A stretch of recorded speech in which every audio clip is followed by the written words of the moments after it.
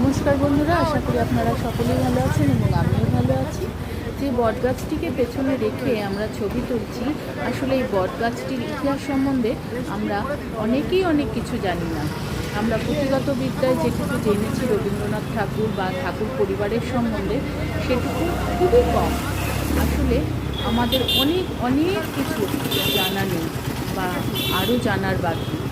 তো এই বটগাছটি সম্বন্ধে একটু ঘটনা আমরা বা গল্প আমাদের এই অটো চালক দাদা আমাদের শোনাচ্ছেন। একটু ধৈর্য ধরে শুনুন।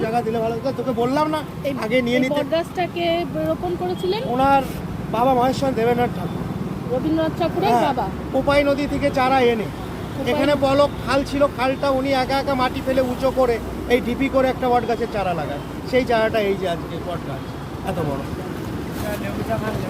আমার মতো যারা এই ঘটনাটি জানেন না, আশা করি তাদের সকলেরই ভালো